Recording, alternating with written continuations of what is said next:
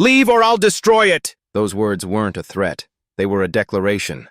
I stood in the middle of the tomato garden I'd just watered, still holding the hose, watching Virginia Stratton like she was a stranger who'd just walked into my house uninvited, just 10 minutes earlier. I'd been thinking about lunch. Now the HOA president was standing on my land, waving a fake map and demanding $12,000 for a fee I didn't owe. That peaceful September afternoon exploded into an 18-month legal battle that exposed ambition, destroyed reputations, and proved that sometimes patience is stronger than power. Drop a comment below if you've ever met someone like her. It was a Tuesday in September, around noon, when she showed up. I was watering the tomato plants near the fence line, thinking about nothing more complicated than whether I should pick the ripe ones now or wait another day. The sky was clear, the kind of blue you only get in Oregon when the summer heat finally breaks and fall starts creeping in. I heard the car before I saw it, a black Mercedes E-Class, rolling slowly down the gravel driveway. Out here, people drove trucks or old Subarus. A Mercedes meant someone was either lost or looking for trouble. She stepped out without hesitation. No smile, no wave, just a manila envelope in one hand and a leather purse in the other. She was maybe 57, with short silver hair cut sharp like a blade, wearing a black blazer that looked too formal for a farm visit. She didn't look around like most visitors do, taking in the barn or the chickens or the grapevines. She just walked straight toward me like she had an appointment I'd forgotten about. I turned off the hose and waited. She stopped about 10 feet away, close enough to talk but far enough to make it clear she didn't want to be here any longer than necessary. "You, Andrew Fletcher?" she asked. Her voice was flat, businesslike. The kind of tone you use when you're about to deliver bad news and you don't care how it lands. I nodded. "Yeah, that's me." She opened the envelope without asking if I had a minute, pulled out a thick stack of papers, and held them up like evidence in a courtroom. "I'm Virginia Stratton, president of the Willow Ridge Homeowners Association. You owe us $12,000 in HOA fees, 6 quarters. That doesn't include late fees or interest." I blinked. For a second, I thought maybe I'd misheard her. "HOA fees," I said. "For what?" She looked at me like I'd just asked her what color the sky was. "For living in our jurisdiction. Your property falls within the boundaries of Willow Ridge. You haven't paid a single assessment since you moved in last year. We sent 2 letters. You ignored them." I set the hose down and wiped my hands on my jeans, trying to keep my voice calm. "Ma'am, I think you've got the wrong place. This farm isn't part of any HOA. I checked before I bought it. I'm outside your boundaries." She didn't even blink. She just pulled out another sheet of paper, this one printed in color with a map on it. Red lines circled a large area, and right in the middle of it was my property. She turned it toward me like she was showing a child a picture book. "This is the official map," she said. "You're inside the zone. You're required to pay. If you don't comply, we'll file a lien against your property. And if you continue to refuse—" She paused, looking past me toward the house, the chicken coop, the rows of grapevines that my grandfather had planted 40 years ago. Her eyes didn't soften. "We'll take action to remove the violations. That means everything non-compliant gets torn down." I felt something tighten in my chest. Not panic, exactly. More like the slow burn you get when you realize someone's trying to play you. I kept my face neutral. "You're saying you'll destroy my property if I don't pay you $12,000 for a service I never signed up for." She folded the map back into the envelope. "I'm saying you violate the covenants. This is your official notice. You have 30 days to bring your account current, or we move forward with enforcement." She didn't wait for me to respond. She just turned and walked back to her car, heels crunching on the gravel, and drove off without another word. I stood there for a long time after she left, staring at the envelope in my hand. I walked back to the house and spread the papers out on the kitchen table. The map didn't match anything I had. When I bought this place, I'd made sure the deed was clear. The county assessor had confirmed it. 52 acres, clear title, no HOA covenants attached. I still had the survey report from 1987, the one my grandfather commissioned when he first bought the land. I pulled it out of the filing cabinet and laid it next to Virginia's map. They didn't line up. Her map showed the HOA boundary extending almost half a mile past where it actually ended. My property was drawn inside a red circle that didn't exist on any official document I'd ever seen. This wasn't a mistake. This was deliberate. I thought about my grandfather, the way he used to say, "The man who keeps his papers straight keeps his land." They were counting on me not having proof, but I did. I picked up my phone and took pictures of both maps. Then I called the county assessor's office and left a message asking for a copy of the current boundary survey. She was standing on land that wasn't hers, holding a map that was a lie, and threatening to destroy something my family had built over decades. They said I owed them $12,000. I didn't owe them a damn thing, but they were about to owe me the truth. A week passed before the second letter arrived. I was feeding the chickens when I heard the mail truck pull up to the box at the end of the driveway. I walked down and found a certified mail envelope wedged between the usual junk and bills. I didn't need to open it to know who it was from. The return address said Willow Ridge Homeowners Association in crisp black letters. I carried it back to the house, set it on the kitchen table, and stared at it for a minute before tearing it open. This one was thicker, loaded with more violations, more threats, more money. The letter said I owed $12,000 plus an additional $2,000 in late fees and administrative costs. It listed violations I'd never heard of: failure to maintain lawn height standards, unapproved exterior paint color, agricultural equipment stored in plain view. That last one made me laugh out loud. Agricultural equipment. I lived on a farm. The letter ended with a warning that if I didn't pay within 14 days, they would file a lien against my property and begin foreclosure proceedings. I read that line 3 times to make sure I wasn't imagining it. They were threatening to take my land because I wouldn't pay fees for an HOA I wasn't part of. I set the letter down and looked out the window at the rows of grapevines, the chicken coop, the old red barn my grandfather built in the 70s. Everything I owned was on this land, everything my family had worked for. And now, some woman with a fake map was trying to take it. I picked up my phone and called the county assessor's office. A woman named Rachel Barnes answered.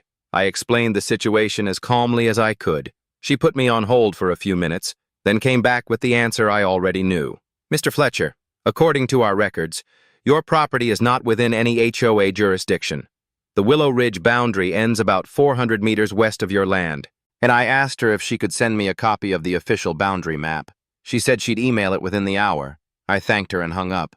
Then I sat there, staring at the letter, trying to figure out what Virginia Stratton was really after.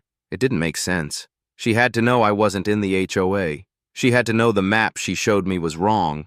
So why was she pushing so hard? I spent the rest of the morning pulling out every document related to the property. Deed, title insurance, survey reports, tax records. Everything was clean. Around noon, Rachel emailed me the official county boundary map. I printed it and laid it next to Virginia's version. The difference was stark. Her map showed the HOA extending in a wide arc that swallowed up 6 properties, including mine. The county map showed a much smaller zone that stopped well short of my fence line. That afternoon, I was out fixing the gate near the front pasture when I heard a low buzzing sound overhead. I looked up and saw a drone, white and compact with a black camera lens angled straight down, hovering about 50 feet above me. It wasn't moving, just hanging there, recording. I waved at it. It didn't react. I pulled out my phone and took a picture. A few seconds later, it rotated and flew off toward the west, back in the direction of the Willow Ridge development. They were watching me, documenting me, building a case. That night, my neighbor Deborah Walsh called. She lived about a mile down the road, inside the HOA boundaries. We'd talked a few times since I moved in, mostly small talk about the weather and local news. Her voice sounded tense. "Andrew, I heard there's some trouble with the HOA. Is everything okay?" I told her the basics. She went quiet for a few seconds. Then she said, "I heard something different. Virginia told a few people you were causing problems, refusing to follow rules, being difficult." I felt my jaw tighten. "Deborah, I'm not in the HOA. I never have been." "She's lying." She hesitated. "I'm just telling you what I heard. People are talking. You know how it is." I thanked her and hung up. That's when I realized what Virginia was doing. She wasn't just threatening me legally. She was going after my reputation, spreading rumors, turning the community against me, making me out to be the problem, so that when she made her move, no one would question it. I sat down at the kitchen table and started writing everything down. Dates, times, conversations, the drone, the letters, the phone call from Deborah, I didn't know yet what I was building, but I knew I needed a record. My grandfather used to say that the truth only matters if you can prove it. I was going to prove every word. The next morning, I drove into Eugene and went to the county clerk's office. I asked for copies of all HOA filings related to Willow Ridge. The clerk, a young guy with glasses and a name tag that said Kevin, pulled up the records on his computer. He frowned. There's been some activity here recently. Looks like the HOA filed an amended boundary map about 6 months ago. I leaned forward. Amended? What does that mean? He clicked through a few more screens. It means they tried to expand their jurisdiction, but it was never approved. The Planning Commission rejected it. I felt something click into place. Virginia hadn't just drawn a fake map for show. She'd actually tried to make it official. And when the county said no, she decided to pretend it had been approved anyway. Kevin printed the documents and handed them to me. I walked out into the parking lot, already pulling out my phone. I called Rachel Barnes again. When she picked up, I asked her a question I should have asked the first time. Rachel, you said earlier that Willow Ridge has done this before. What did you mean? She sighed. There were 3 other families a few years back. Same thing. HOA claimed they were inside the boundaries, threatened them. 2 of them paid just to make it go away. The third one fought it, but eventually moved. I asked her what happened to that family. She said they couldn't afford the legal fees. They sold the property and left. I thanked her and hung up. Then I stood there in the parking lot, staring at the stack of papers in my hand, and made a decision. I wasn't going to be the 4th family. I wasn't going to pay. I wasn't going to move. I was going to fight, and I was going to win. 2 weeks later, I walked out to the front pasture at 7 a.m. and found a brand new fence. It was steel, painted black, about 4 feet high, running 15 feet into my land. I stood there, coffee cup in hand, staring at the posts driven into soil I'd turned over just last month. The installation was professional, with clean welds, straight lines, the kind of work that costs serious money. Fresh tire tracks cut through the grass near the tree line, deep enough to suggest a truck with equipment. Someone had come onto my property in the middle of the night and built a fence to mark a boundary that didn't exist. This wasn't temporary. This was meant to stay. I pulled out my phone and called Virginia Stratton. She answered on the 3rd ring, her voice crisp and unbothered like she'd been expecting the call. Mr. Fletcher, I assume you're calling about the boundary fence. I kept my voice level. You put a fence on my property 15 feet into my land. I want it removed. She didn't miss a beat. That fence marks the legal boundary of the Willow Ridge HOA jurisdiction. You're on our side of the line. Mr. Fletcher, if anyone's trespassing, it's you. I felt my grip tighten on the phone. I have the county survey. I have the deed. This is my land. She sighed like I was a child refusing to understand basic math. I have the official HOA map, filed and approved. If you continue to dispute this, we'll be forced to involve law enforcement. I suggest you accept reality and pay what you owe. She hung up before I could respond. I stood there, staring at the fence, feeling the anger build in my chest. This wasn't just about money anymore. This was about power. She was marking territory, drawing lines, daring me to cross them. I wasn't going to let her get away with it. I called the non-emergency line for the county sheriff's office and explained the situation. The dispatcher said someone would come out later that afternoon, around 2 p.m. A deputy named Collins showed up, a middle-aged guy with a calm demeanor and a notebook he didn't bother opening. I walked him out to the fence and showed him the survey map on my phone. He looked at the fence, looked at the map, then looked at me. This is a civil matter, Mr. Fletcher. We can't remove the fence without a court order. You'll need to file a complaint with the county. I asked him if someone building a fence on another person's property without permission wasn't trespassing. He shrugged. If it's a boundary dispute, the court has to settle it. I can't make that call. I thanked him and watched him drive away. Later that evening, Virginia showed up again. This time, she brought 2 other people with her, a man and a woman, both dressed in business casual and carrying clipboards. She introduced them as George Mallory and Sandra Pruitt, members of the HOA board. They didn't shake my hand. They just stood there, cameras out, taking pictures of my property like they were documenting a crime scene. George walked along the fence line with a tape measure, calling out numbers to Sandra, who wrote them down. Virginia stood near the driveway, arms crossed, watching me like a hawk. I walked over to her. What are you doing? She smiled, the kind of smile that doesn't reach the eyes, documenting the violations. Your chicken coop violates setback requirements. Your equipment shed is unpermitted. I stared at her. None of this applies to me because I'm not in your HOA. She tilted her head slightly, like she was considering whether to explain something obvious. The fence says otherwise. If you damage or remove that fence, we'll file charges for vandalism and report you to the authorities. I'd advise you to think very carefully about your next move. Mr. Fletcher. Then she turned and walked back to her car, George and Sandra following close behind. I stood there, watching them leave, feeling the weight of what was happening settle deeper. The next morning, I called a surveyor. His name was Thomas Whitfield, and he'd been doing boundary work in the area for 30 years. I explained the situation and asked if he could come out and verify the property lines. He said he'd be there the next day. When he arrived, he spent 3 hours measuring, marking stakes, and checking old maps against new ones. When he was done, he walked over to where I was standing by the barn and handed me a printed report. Your property line is 18 feet east of that fence. Whoever installed it either didn't do their homework or didn't care. I asked him if he'd ever surveyed for the Willow Ridge HOA before. He nodded.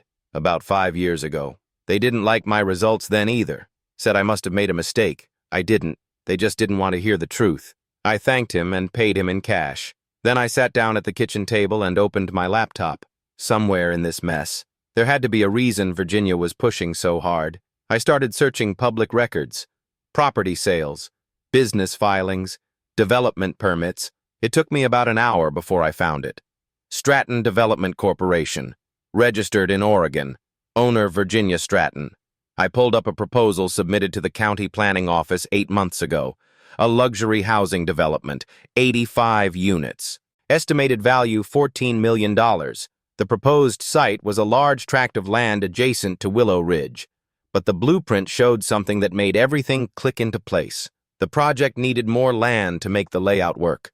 About 50 acres more. The missing piece was outlined in red. It matched the shape of my property almost perfectly. Virginia didn't want my land because I owed her money. She wanted it because it was worth money.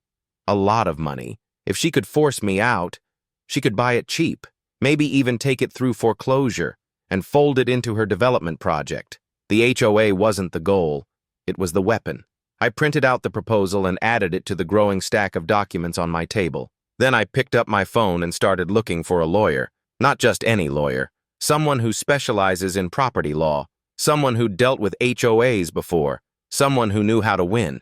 3 weeks after I found the Stratton development proposal, I started digging deeper. I wasn't just looking at property records anymore. I was looking at everything. Corporate filings, board meeting minutes, planning commission documents. Anything that might tell me what Virginia Stratton was really planning. I spent hours at the county clerk's office, going through boxes of old records that smelled like dust and neglect, asking questions, following trails that dead-ended and then opened up again somewhere else. The work was tedious, the kind that made your eyes burn after too many hours staring at legal jargon most people would skip. But I'd spent 20 years as a forensic accountant before I retired. I knew how to find things people didn't want found. One afternoon, I was sitting in a coffee shop in Eugene with my laptop open, going through archived HOA board meeting minutes that Rachel Barnes had helped me pull from the county database. Most of it was standard stuff. Budget approvals, landscaping contracts, complaints about noise and parking. Then I found something that made me stop. It was a meeting from October 2023, about a year before Virginia showed up at my door. The minutes were brief, just a few paragraphs, but one line stood out. President Stratton proposed expanding HOA jurisdiction to include adjacent parcels with high valuation potential. Motion tabled pending legal review. I read it 3 times. She'd been planning this for over a year. A week later, I found an email buried in a public records request I'd filed with the Planning Commission. It was from Virginia to a man named Alan Forrester, the county planning director. The subject line read Boundary Amendment Request, and the date was March 2024, 6 months before she came to my farm. In the email, Virginia asked about the process for expanding HOA boundaries to include underutilized agricultural land that would benefit from professional management and increased property values. Alan's response was polite but firm. Any boundary amendment requires approval from the affected property owners and must be filed with the county for review. Unilateral expansion is not permitted under Oregon revised statutes. She'd tried to make it official, and when the county said no, she decided to do it anyway. I printed the email and added it to the stack of documents on my kitchen table. The picture was getting clearer. Virginia was a developer trying to use the HOA as cover to acquire land she couldn't get any other way. If she could pressure me into selling cheap or force me out through legal threats, she'd have the 50 acres she needed to complete her project. That night, my phone rang at 10 p.m. I didn't recognize the number, but I answered anyway. It was Virginia. Her voice was calm, almost friendly, like we were old acquaintances catching up. "Mr. Fletcher, I think we got off on the wrong foot. I'm calling to see if we can resolve this amicably." I leaned back in my chair and looked out the window at the dark fields beyond the porch light. Amicably. That's an interesting word coming from someone who built a fence on my property and threatened to destroy it. She sighed, the kind of sigh that suggested I was being unreasonable. "I'm trying to offer you a way out. Drop the complaints with the county, pay a reduced fee, say $5,000, and we can move past this. Otherwise, things are going to get much harder for you." I felt my jaw tighten. "Harder how?" She paused for just a second, like she was choosing her words carefully. "Legal fees add up. Mr. Fletcher, court cases take years. Stress takes a toll. I've seen people lose everything fighting battles they can't win. I'd hate to see that happen to you." It wasn't a threat in the traditional sense. It was the kind of veiled intimidation that people with power use when they think they're untouchable. I glanced at my phone and quietly hit record on the voice memo app. Oregon is a one-party consent state, which means I could record any conversation I was part of without telling the other person. My heart was steady, but my grip on the phone tightened. "Virginia, let me ask you a question. How much is the Stratton development project worth if you get my land?" She went quiet. I could hear her breathing on the other end of the line. When she spoke again, her voice had lost its friendly edge. "I don't know what you're talking about." I smiled, even though she couldn't see it. "Sure you do. 85 units. $14 million. You filed the proposal 8 months ago. The only problem is that you need 50 more acres to make the layout work. My 50 acres. She was silent for a long moment. Then she said, "You're making a mistake. A big one. You have no idea what you're getting into." I kept my voice calm. "I think I have a pretty good idea, and I think you're the one making the mistake." She hung up. I sat there in the dark, listening to the recording play back, hearing the shift in her tone when I mentioned the development. That was the moment she knew I wasn't going to back down. That was the moment this stopped being about intimidation and started being about survival, for both of us. The next morning, I called Alan Forrester at the county planning office and asked if I could meet with him. He agreed to see me that afternoon. When I got there, I brought everything: the fake map, the county survey, the email chain, the Stratton development proposal, the recording of Virginia's phone call. I laid it all out on his desk and walked him through it step by step. He listened without interrupting, his expression growing more serious as I talked. When I finished, he leaned back in his chair and rubbed his temples. "This is a mess. If what you're saying is true, and I believe it is, then she's violated multiple statutes, fraudulent boundary claims, trespassing, potentially extortion." I asked him what happens next. He said he'd forward everything to the county district attorney and recommend an investigation. He also said I should lawyer up because Virginia wasn't going to go quietly. I thanked him and left. On the drive home, I felt something I hadn't felt in weeks. Not relief exactly, but clarity. I knew what I was up against, what she wanted, and how far she'd go to get it. And the only way to win was to drag everything into the light. No backroom deals, no settlements, just the truth, laid out in front of everyone who needed to see it. Virginia had spent a year building her plan in the shadows. I was going to tear it apart in public. A month after I met with Alan Forrester, I got a call from a man named Paul Hendricks. He said Rachel Barnes had given him my number and that he had information I needed to hear. We agreed to meet at a small coffee shop in Portland, about 2 hours north of my farm.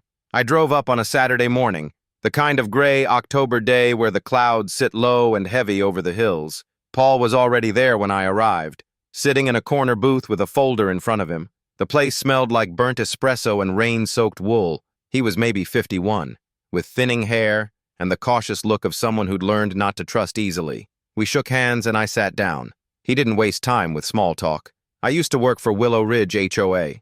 Did surveying and boundary work for them back in 2022?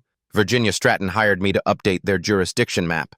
I leaned forward. What happened? He opened the folder and slid a piece of paper across the table. It was a map, hand-drawn but professionally labeled, showing the Willow Ridge boundaries as they existed in 2018. The lines were clear. My property was well outside the HOA zone. This is what I gave them. Accurate, based on the county records and the original plat from 1987. Virginia looked at it for about 10 seconds and told me it was wrong. I asked him what she wanted. He sighed. She wanted me to adjust the boundary to include 6 properties that weren't part of the HOA. Yours was one of them. She said the map needed to reflect future growth potential.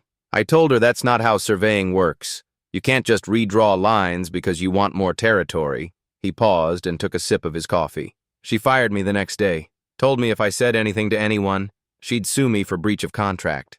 I stared at the map, feeling the weight of what he was telling me. You kept a copy. He nodded. I always keep copies. 20 years in this business taught me that people lie, but maps don't. I asked him if he'd be willing to testify or provide a written statement. He hesitated, then nodded again. Yeah, I'm tired of watching her get away with it. I heard she's doing the same thing to you that she tried to do to those other families. Someone needs to stop her. I thanked him and took the map. Before I left, I asked him one more question. Do you know who she hired after you? He smiled, but it wasn't a happy smile. Some guy from out of state, someone who didn't ask questions. I drove back to the farm with Paul's map on the passenger seat and a sense of momentum I hadn't felt in weeks. This wasn't just evidence. This was the foundation. The next step was finding a lawyer who could help me use it. I spent the rest of the weekend researching property attorneys in Eugene. I needed someone who knew HOA law, someone who dealt with boundary disputes, someone with a reputation for fighting hard and winning. I found her name in an article from the local paper, Catherine Brooks. She'd represented a homeowner against an HOA in a high-profile case 2 years earlier and won a 6-figure settlement. Her office was in downtown Eugene. I called Monday morning and got an appointment for that afternoon. Catherine's office was small but organized, the kind of place that felt professional without being intimidating. She was maybe 48, with sharp eyes and a no-nonsense demeanor that reminded me of the best forensic auditors I'd worked with. I spent an hour walking her through everything. I laid out the maps, the recordings, the development proposal, Paul's testimony, and the threatening calls. When I finished, she leaned back in her chair and looked at the stack of documents I'd brought. This is solid, better than most cases I see at this stage. You've done your homework. I asked her what she thought our chances were. She didn't sugarcoat it. Virginia Stratton violated multiple Oregon statutes. ORS 94.630 covers HOA boundaries and prohibits fraudulent expansion. ORS 30.765 covers intimidation and threats. We can file a civil suit for trespassing, harassment, and fraud. We can also push for criminal charges if the DA takes it seriously. She paused and looked me in the eye. But here's the thing.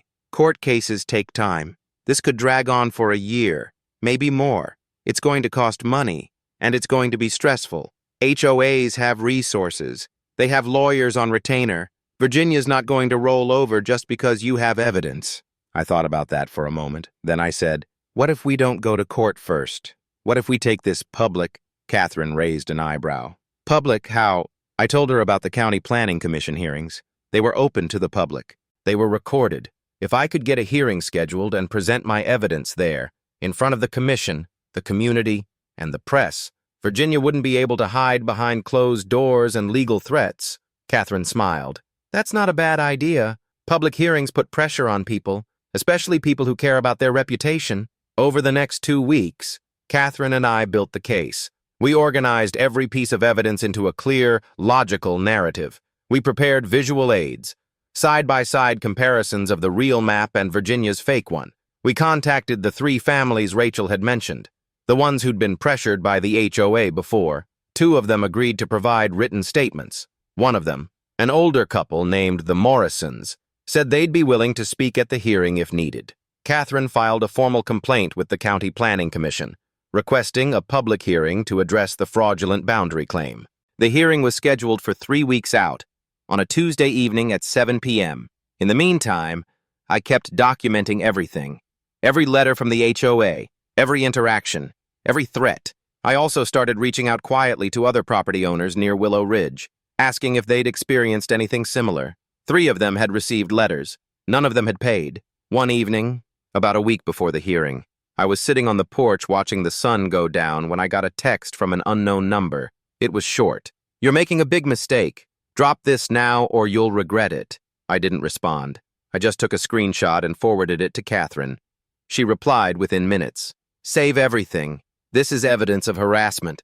I sat there in the fading light, looking out at the land my grandfather had worked, the vines he'd planted, the barn he'd built with his own hands. Virginia thought she could take this from me with threats and fake paperwork, but in 3 weeks, I was going to stand in front of a room full of people with the truth, the evidence, and nothing left to lose. The hearing was set for Tuesday evening at 7 p.m. in the County Planning Commission chambers. I got there early, around 6:15, and found the parking lot already half full. Catherine met me at the entrance, carrying a briefcase and looking calm in a way that made me feel steadier. Inside, the room had rows of chairs facing a raised panel table where the 5 commission members would sit. There were maybe 60 people already seated, and more were filing in. A couple of reporters from local news stations were setting up cameras in the back. Catherine had told me this might draw attention, but I hadn't expected a crowd. Virginia was already there, sitting in the front row with George Mallory and Sandra Pruitt on either side of her. She was wearing a navy blazer and looking straight ahead, composed and confident. She didn't look at me when I walked in. I took a seat near the middle, close enough to see everything but far enough back to stay out of the spotlight until it was my turn.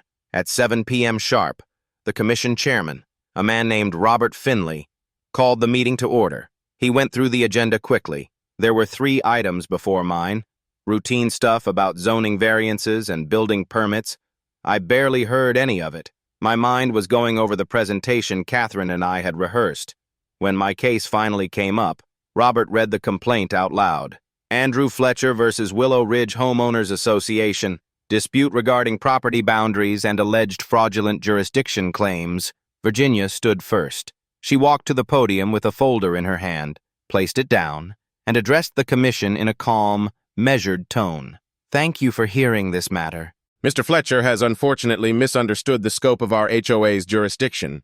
We've provided him with the official boundary map, which clearly shows his property falls within our oversight. He has refused to comply with standard fees and covenants, and we've been forced to take enforcement action to protect the integrity of our community." She opened the folder and pulled out her map, the same one she'd shown me the first day she came to my farm. She placed it on the overhead projector so the whole room could see it. The red circle around my property looked official, authoritative. This map was filed with our board in 2024 and reflects the current boundaries. We've acted in good faith throughout this process. Robert thanked her and asked if anyone else from the HOA wanted to speak. George stood and repeated the same points, adding that I'd been uncooperative and difficult. Sandra echoed the sentiment. Then Robert turned to me. "Mr. Fletcher, you have 15 minutes to present your case."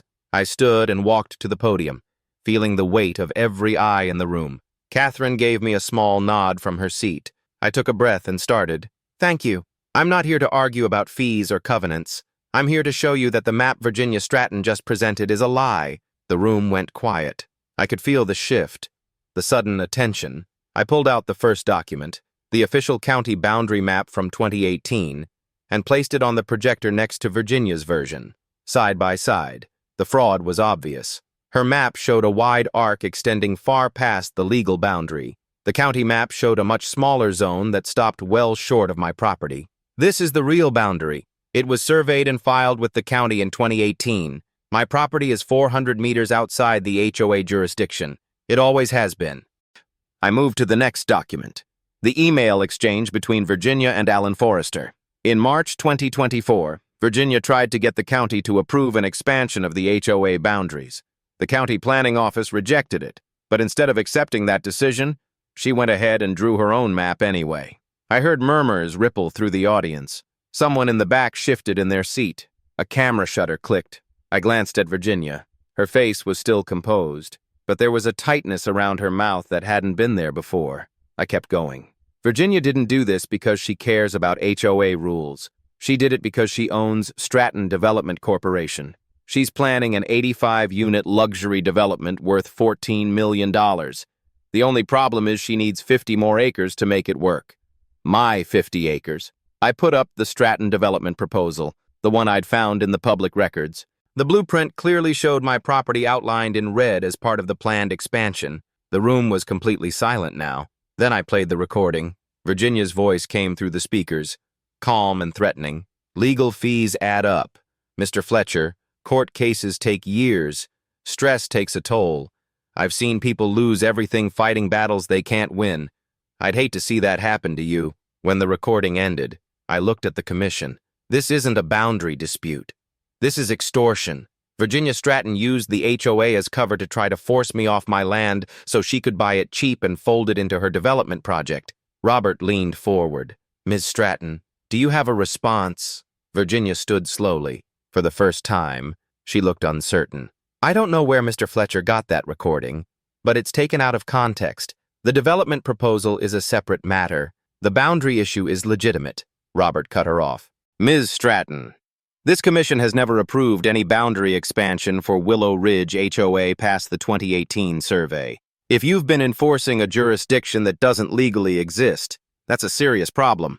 Alan Forrester, who was sitting in the audience, stood up. For the record, my office rejected the amendment request in March. We told Ms. Stratton that any expansion would require approval from affected property owners and a formal filing. She never completed that process. The room erupted in whispers. Virginia sat down, her face pale. Robert looked at the other commissioners, then back at me. Mr. Fletcher, thank you for bringing this forward. We'll be referring this matter to the county district attorney for investigation. In the meantime, the HOA is ordered to cease all enforcement actions against your property immediately. I walked back to my seat, my hands shaking slightly, not from fear but from relief mixed with exhaustion. Catherine squeezed my shoulder as I sat down. Around us, people were talking, some loudly, some in hushed tones. I glanced at Virginia. She was staring straight ahead, jaw tight, hands gripping the armrests, saying nothing to anyone. I let out a slow breath. The truth was finally out, but I knew this wasn't over yet. It was just the beginning of the end. 1 week after the hearing, the story broke. The local paper ran a front-page article titled, HOA President Accused of Land Grab Scheme. It detailed the entire scandal, the fake map, the rejected expansion, the development scheme, and the recorded threats. Virginia's name was all over it. So was Stratton Development Corporation. By the end of the week, 2 television stations had picked it up. Reporters started calling me, asking for interviews. I kept my responses short. I let the evidence speak. Catherine advised me to stay calm and let the process play out. She said the public exposure would put pressure on the HOA board and force them to act. She was right. The pressure came faster than I expected. The following Thursday, the Willow Ridge HOA held an emergency meeting. It was supposed to be a closed session, but word got out and more than 80 residents showed up. I wasn't planning to go, but Catherine said it might be worth watching. I parked down the street and walked in just as the meeting was starting at 7 p.m. The community center was packed, people standing in the back and leaning against the walls, holding papers and whispering to each other. Virginia was at the front table with George and Sandra, along with 2 other board members I didn't recognize. She looked tired. Her usual composure was gone, replaced by something harder to read. Anger, maybe, or fear. The meeting started with Virginia trying to call things to order, but before she could finish her opening remarks, a man named Thomas Reed stood up. He was maybe 62, a longtime HOA member whom I'd seen around town a few times. His voice was loud enough to cut through the room. Virginia, we need to talk about what happened at the Planning Commission hearing. A lot of us didn't know about the development project. We didn't know you were trying to expand the HOA boundaries without approval, and we sure as hell didn't know you were threatening people. Virginia raised her hand like she was trying to calm him down. Thomas, if you'd let me explain. He didn't let her finish. Explain what? That you used this HOA to try to steal someone's land? That you lied to all of us? The room erupted. People started shouting questions. Did you really threaten him? Is the development project real? How long has this been going on? George Mallory stood up and tried to restore order, but it didn't work. Then Sandra Pruitt did something I didn't expect. She stood, looked at Virginia, and said, I didn't know about the Stratton development connection. You asked me to sign off on the boundary map in 2022. You told me it was a county-approved update. You lied to me. You lied to all of us. Virginia's face went pale. The room went silent. She stood there, gripping the edge of the table, her jaw tight.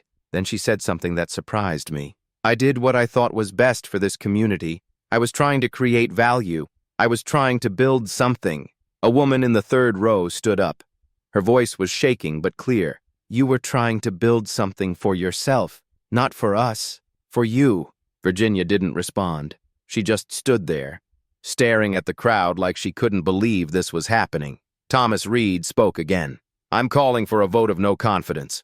Right now, all in favor of removing Virginia Stratton as HOA president. Raise your hand. Hands went up all over the room. I counted at least 50. George looked at Sandra. Sandra looked at the other board members. Then, slowly, George raised his hand too. Sandra followed, one by one. The board turned against her. Virginia looked around the room, her face tight with anger and humiliation. She picked up her folder, shoved it into her bag, and walked out without another word. The door slammed behind her. Outside, through the window, I could see reporters waiting with cameras and microphones. The murmurs inside the room swelled into full conversation as people began piecing together what had just happened.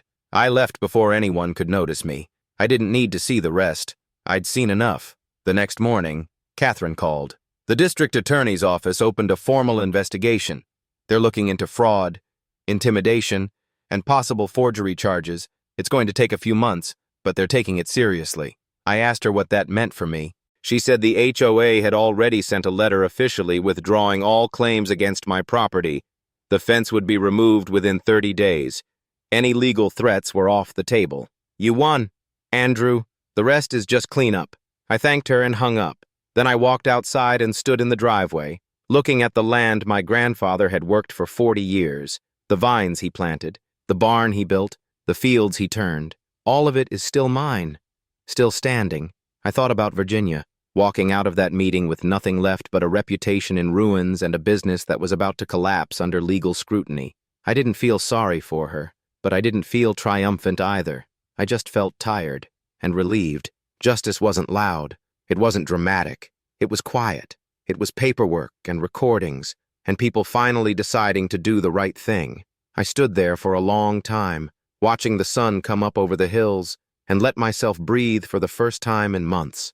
2 months after the emergency HOA meeting, the county district attorney's office announced its findings. Catherine called me early on a Monday morning to tell me the news.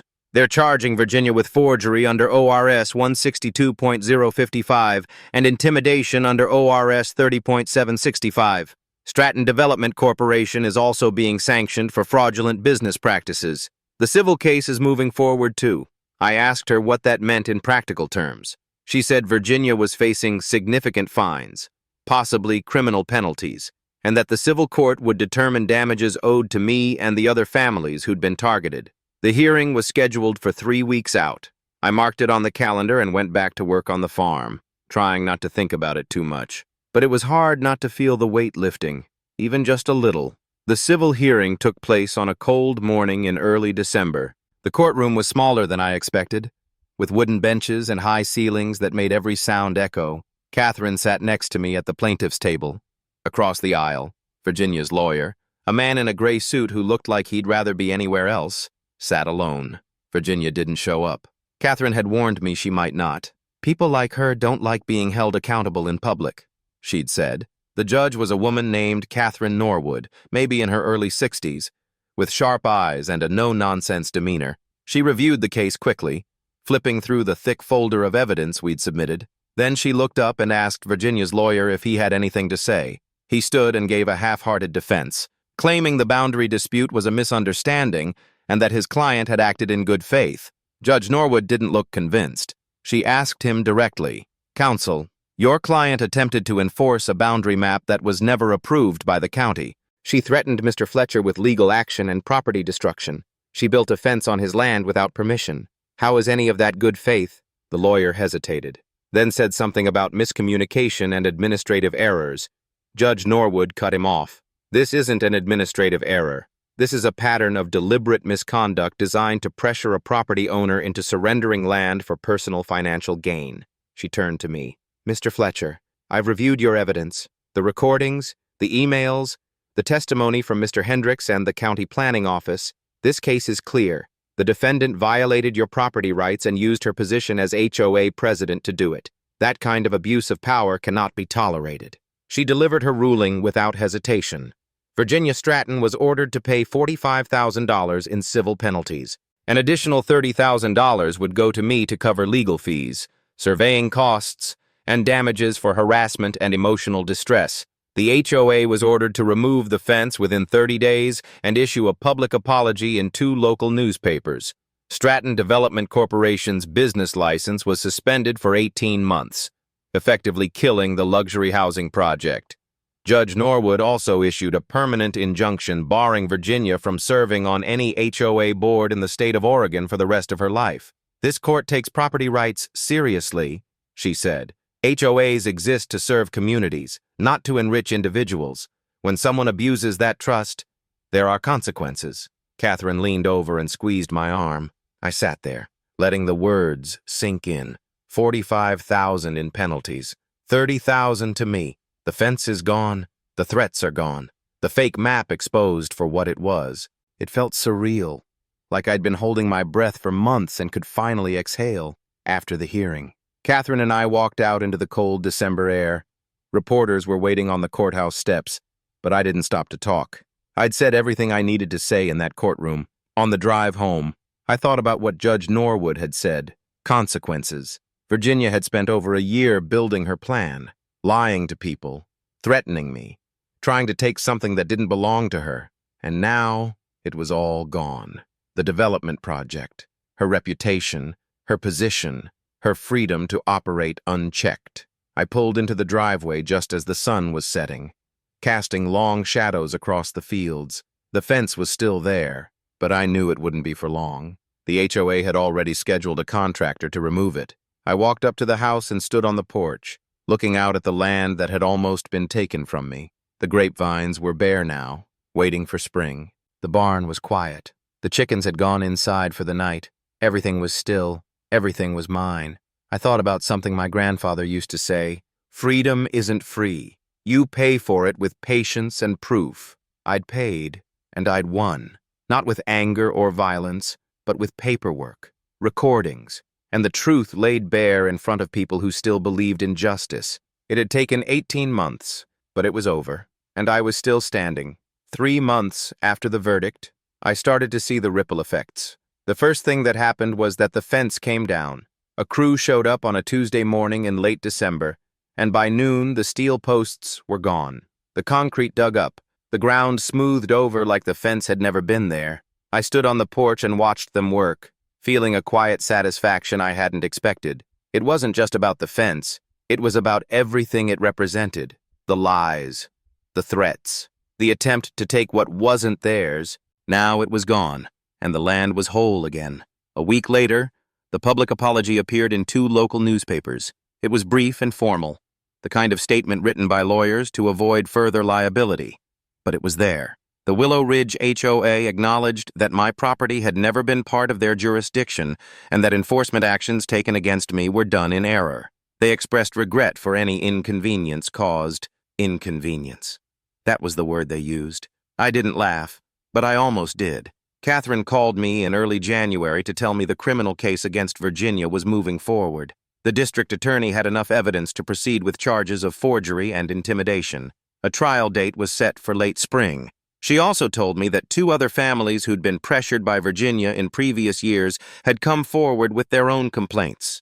The DA was investigating those cases as well. This is bigger than just you now, Catherine said. People are realizing they don't have to put up with this kind of abuse. I asked her what she thought would happen to Virginia. Catherine paused. Best case for her. She pleads out and avoids jail time. Worst case. She goes to trial and loses. Either way, she's done. Her business is finished. Her reputation is destroyed. No one's going to work with her after this. I thought about that for a long time after we hung up. I didn't feel vindicated exactly. I felt tired.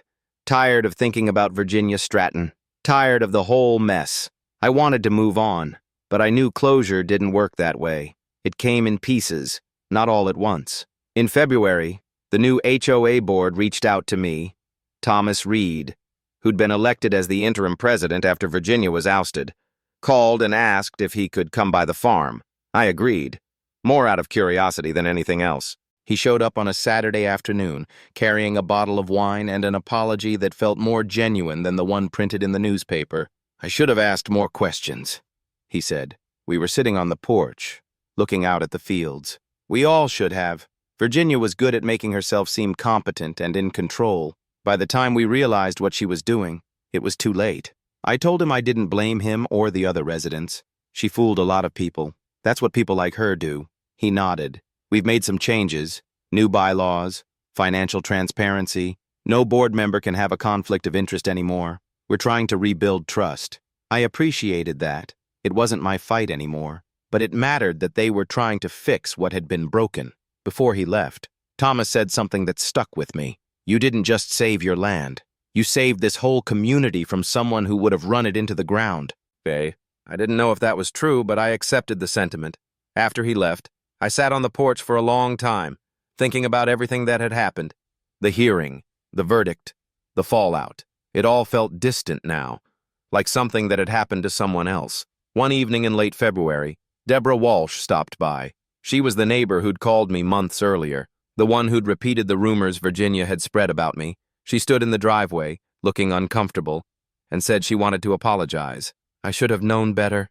I should have come to you directly instead of believing what other people were saying." I told her it was okay. I didn't hold grudges. She seemed relieved. We talked for a few minutes about the weather and the farm, and then she left.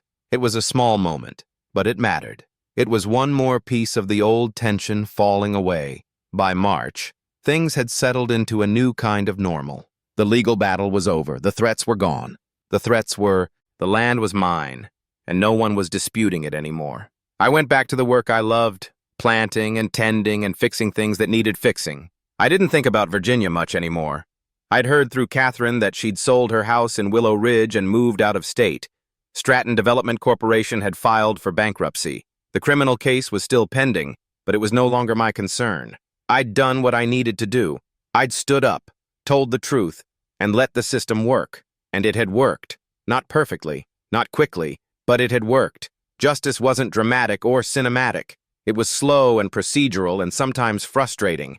But in the end, it was real. And that was enough. Spring came early that year. By late March, the grapevines were budding, and the fields were turning green again. I spent most of my mornings outside, working the soil, planting seeds, and repairing fences that actually belonged to me. The air smelled clean, like rain and new growth. And for the first time in 18 months, I felt like I could breathe without waiting for the next threat to arrive. One Saturday morning, I walked out to the section of land where Virginia's fake fence had stood. The ground had healed over winter, grass filling in where the posts had been. I'd decided to do something symbolic, something my grandfather would have appreciated. I was going to plant trees. I'd ordered 12 lavender plants and 30 apple saplings, enough to line the eastern edge of the property and create a natural boundary that didn't need steel or lies to justify it. I spent the whole day digging holes, setting roots, and packing soil. It was hard work, the kind that made your back ache and your hands dirty, but it felt good. It felt like reclaiming something. By late afternoon, all 42 plants were in the ground, small and fragile but alive. I stood back and looked at the row of new life stretching across the field, and I felt something I hadn't felt in a long time. Peace. Not relief, not victory, just peace. The kind that comes from knowing you did the right thing, even when it was hard, even when it cost you time and money and sleep. I walked back to the house and sat on the porch with a cup of coffee, watching the sun drop behind the hills. I thought about my grandfather, about the way he used to talk about this land like it was a living thing, something worth protecting. He used to say that freedom wasn't something you were given. It was something you had to stand up for, over and over. Every time someone tried to take it away, I'd done that. I'd stood up, and I'd won. Not because I was stronger or smarter or richer than Virginia Stratton. I won because I had the truth, and I refused to let go of it. I had the documents. I had the recordings. I had people who believed in doing the right thing. And in the end, that was enough. A few weeks later, I got a letter in the mail from the county. It was a formal notice that the criminal case against Virginia had been resolved. She'd accepted a plea deal. No jail time, but a permanent record, additional fines, and a ban from any real estate or HOA-related business in Oregon. It was over. Completely over. I folded the letter and set it in the filing cabinet with all the other documents from the case. Then I closed the drawer and walked outside. The apple trees were already starting to leaf out. The lavender plants were small but strong. In a few years, this whole section of the property would be green and alive, a reminder that something good can grow even after a fight. I stood there in the afternoon light, listening to the wind move through the fields, and I thought about everyone who'd ever been pushed around by someone with a little bit of power and a lot of bad intentions. If you're watching this and you've ever been in a situation like mine, here's what I learned. Don't back down, document everything, find people who believe in the truth, and trust that the system, slow as it is, can still work if you give it the evidence it needs. Justice isn't loud, it's patient, and it's worth fighting for. If this story meant something to you, do me a favor. Share it. Talk about it. Support channels like HOA Chronicles that shine a light on these kinds of abuses, because the only way we stop people like Virginia Stratton is by making sure everyone knows what they're capable of. And what happens when someone finally says no? Freedom has a price. I paid it with 18 months of my life and a stack of paperwork 3 inches thick. But I'd do it again, because this land, this life, this quiet morning with coffee on the porch, it's mine, and no one gets to take that away.